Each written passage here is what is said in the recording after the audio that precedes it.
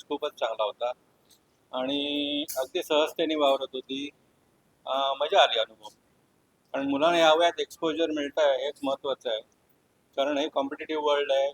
आत्तापासून त्यांना कॉम्पिटिशनची सवय जर फॅमिलियर एन्व्हायरमेंटमध्ये होत असेल तर त्यांचा कॉन्फिडन्स आणखीन वाढेल आणि त्यांना यशासाठी पुष्कळ वर्ष मिळतील याच्यापुढे. त्यामुळे हा उपक्रम असेच काय कॉम्पिटिशन व्हाव्यात इन्स्टिट्यूशनने अरेंज कराव्या, ज्याद्वारे त्यांना वेगवेगळ्या फील्डमध्ये एक्सपोजर मिळेल आणि बाहेर ती वर्ल्ड रेडी होऊन जातील या इन्स्टिट्यूशनमधून बाहेर पडताना. Good one, all the best to the institution आणि मजा आली मुलांमध्ये. चहा पोळी जसं होतं प्रत्येक काउंटरला आपण विजिट करून टेस्ट केलं काय म्हणजे काय काय नवीन काय नाही, या वयाच्या मुलांना नॉर्मली चहाही बनवणं कठीण जातं. सगळ्यांचा चहा उत्तम झालेला होता आणि पोहेही चांगले झालेले होते. कारण आणि दिलेल्या 1 तासामध्ये हे सगळं तयार करून डिशमध्ये प्रेझेंट करणं हे महत्त्वाचं होतं. ते सगळ्यांनी टाईम पाळला त्यांनी सगळे आणि टेस्टही त्यांच्या वयाच्या मानाने खूपच चांगल्या होत्या. टेस्ट बरोबर येतं पण पाहण्यात आलं की टेस्ट बरोबर येण्यासाठी प्रेझेंटेशनकडे पण भरपूर लक्ष प्रेझेंटेशनकडे भरपूर लक्ष दिलं आणि प्रत्येकाला एक्सप्लेनेशन देता येत होतं आपण काय केलं त्याचं. म्हणजे आठवून आठवून पाठ केल्यासारखं वाटत नव्हतं तिथे. ते इम्पॉर्टंट हो. काय वापरतात खूपच छान हा उपक्रम आहे. जनरली सगळ्या शाळांमध्ये होत नाही. तोही याने इथे केला आणि पूर्वी आचारी म्हणून असं काही खूप छान त्यांच्याकडे बघितलं जायचं नाही. आताच्या मुलांना हॉटेल मॅनेजमेंट करून ती पुढे छान पदवी मिळवून परदेशात पण जातात, इथले पण छान काम करतात.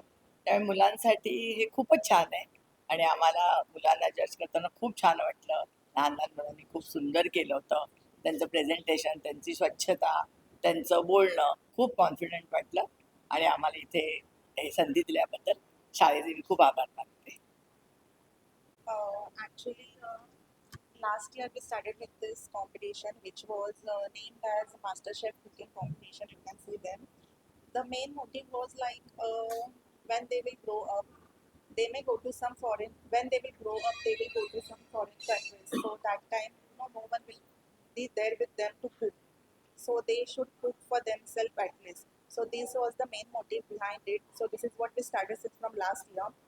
Secondly, what I personally feel is there is one thought linger in the air that that women should cook. So this is what something I feel it is wrong because food is for survive and for survival food is needed, right? So both should cook, like male also and female also. This is what we started. This is what we thought and then we started it. Sir जे उपक्रम आपण सातत्याने करतोय ही कल्पना मुळात unique आहे आणि मग त्यासाठी त्या वेगवेगळ्या त्या क्षेत्रातले मातब्बरे तुम्ही त्यांना जज करण्यासाठी आणताय तर ही मुलांवर कसे संस्कार होत आहेत त्यामुळे मुळात पहिली गोष्ट अशी आहे की माझ्या शेजारी जी बसली आहे ती मामा काळेंची 4थी पिढी आहे. महाराष्ट्रातलं एक मोठं उपहारगृह आणि त्यांचं आणि छबिलदासचं फार वेगळं नातं आहे. कदाचित 4 पिढ्यांचं नातं पण छबिलदास बरोबरच आहे आणि आज ते आमच्या बरोबर आहेत. आमच्या मुलांना एवढे मोठे उद्योजक या ठिकाणी लाभत आहेत हा त्यातला एक पहिला भाग. आणि आम्ही बिलीव्ह असं करतो की ज्या क्षेत्राशी निगडीत मुलं काम करत असतात त्या क्षेत्रातल्या मातब्बरानेच यावं म्हणजे ते त्यातले बारकावे सहजगत्या व्यवस्थित सांगू शकतात. हा एक भाग झाला. आणि दुसरं अशा प्रकारची स्पर्धा का व्हावी तर मुळात आपण विसरत आहोत की स्त्रियांचं आयुष्य जास्त काय कारण ते कुकिंग करतात आणि cooking is the best meditation. तुम्हाला कदाचित प्रत्येकाला असं वाटेल अरे याच्यात मेडिटेशन काय आहे पण सगळी इंद्रिय ज्या वेळेला एकच काम करतात त्यालाच खऱ्या अर्थाने मेडिटेशन म्हटलं जातं. आणि ज्यावेळेला आई किंवा बहीण किंवा एखादी स्त्री जेवण बनवते त्यावेळेला तिची सगळी इंद्रिय ते एकच काम करत असतात आणि म्हणून ते जेवण रुचकर होतं, छान होतं आणि सगळ्यांना आवडतं. तर हा जो कन्सेप्ट आहे या प्रत्येक गोष्टीतून मुलांना स्वतःचा फोकस वाढवता आला पाहिजे, त्यांचं कॉन्सन्ट्रेशन वाढलं पाहिजे. आता ही गोष्ट करत असताना म्हणजे एक छोटंसं जेवण करतायत ते पण किती गोष्टी त्यांना कराव्या लागतात या वयात. त्यांना त्या प्रकारची भांडी आणावी लागतात, ती हाताळतात ते. ती आणलेली भांडी एका ठिकाणी विशिष्ट पद्धतीने मांडणं हा त्यातला दुसरा प्रकार झाला. ती मांडल्यानंतर त्याला लागणारे इन्ग्रेडियंट्स गोळा करणं हा तिसरा प्रकार झाला. आणि त्याच्याही पलीकडे जाऊन त्याचं कुकिंग करताना काळजी घेणं आणि पुन्हा हायजीनचा प्रकार आहे. तुम्ही जर बघितलं तर इथे बाजूला बॅग लावलेली आहे, त्यामुळे कुठेही तुम्हाला कचरा बाहेर दिसणार नाही. तो कचराही तिथेच टाकला पाहिजे.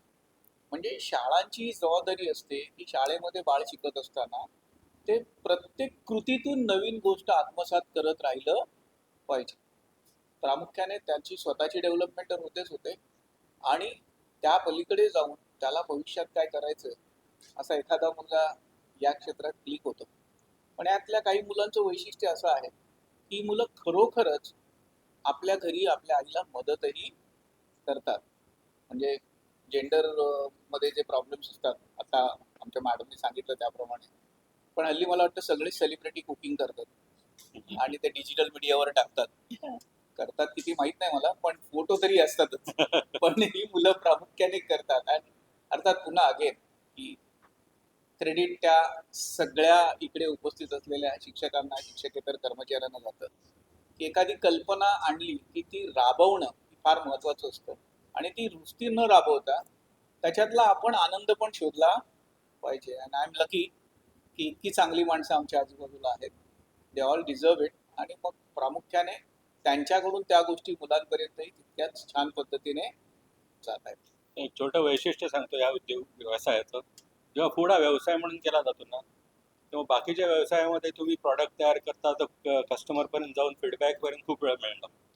फूडचं असं नाही आहे, तुम्ही फूड सर्व केलं ना की लगेच फीडबॅक लगेच. मिळतो तुम्हाला. आणि दुसरं असं आहे की जर फूडचा फीडबॅकचं पॉझिटिव्ह आणि चांगला आवडलेला असेल ना, तर जाणारा कस्टमर तुम्हाला पैसे आणि अन्नदाता सुखी व्हावा म्हणून पण जातो.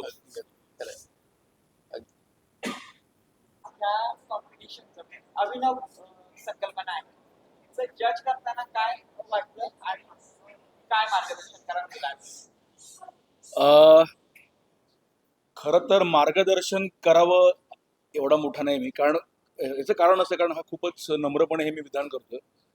माझ्यासाठी एका शाळेमध्ये मी मागाशी म्हटलं त्याप्रमाणे अशी एखादी युनिक संकल्पना राबवली जाते, ज्याला आपण म्हणूया पाकशास्त्र स्पर्धा मराठीत म्हणूयात, आणि जिकडे विद्यार्थी काहीतरी बनवू पाहतायत, खाऊ घालतायत इतरांना, आणि त्यांच्यामध्ये ही रुची निर्माण करणं पाककलेची, हा जो काही एक स्तुत्य उपक्रम सर आपण हे केलंय, मला खरंच खूप भारी वाटलं. म्हणजे हे बोलायचं म्हणून नाही, आणि मला असं वाटतं की आता शाळांनी असे उपक्रम राबवायला हवेत.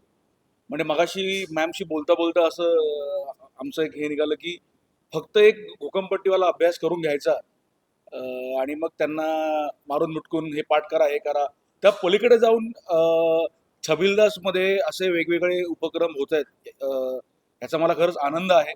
आणि दुसरं म्हणजे छबिलदास शाळेबद्दल मी काय ते बोलावं, कारण छबिलदासची एवढी जुनी परंपरा आहे आणि याविषयी आपण सगळेच जाणून आहोत.